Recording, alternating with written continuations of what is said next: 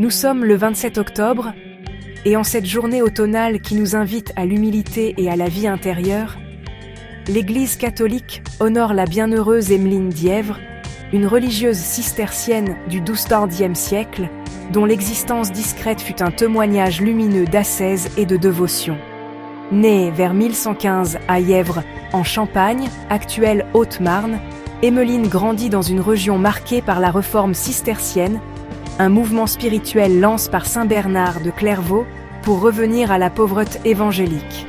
Orpheline jeune, elle entra comme converse, une sœur Lec, au monastère de Boulancourt, rattache à l'abbaye de Clairvaux, où elle embrassa une vie de labeur et de prière loin des honneurs. Emmeline se distingua par une pénitence extraordinaire, adaptée à sa condition modeste.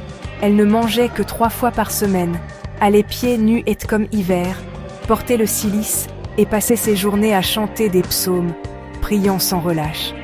Sa vie était un équilibre parfait entre le travail manuel, filer, laver, soigner les malades, et la contemplation, incarnant la règle cistercienne d'ora et labora, prie et travail. Dotée de dons prophétiques, elle conseillait les moines et les villageois, produisant des événements ou révélant des pêches caches, ce qui attira une réputation de saintette. Comme le rapporte son biographe, elle vivait dans une joie sereine malgré les souffrances, voyant dans chaque épreuve une union au Christ crucifié. Morte en 1178, probablement autour de 63 ans, Emmeline fut inhumée sous l'autel du monastère de Boulancourt, où une flamme miraculeuse brûla constamment sur sa tombe, signe de sa saintette.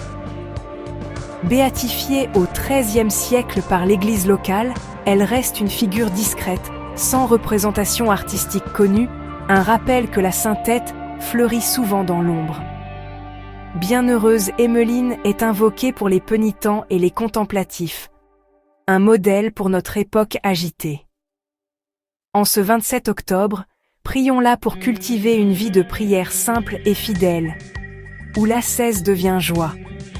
Si ce récit vous a inspiré, abonnez-vous à notre chaîne pour plus d'histoires sur les saints. Likez, commentez et partagez pour diffuser cette lumière spirituelle.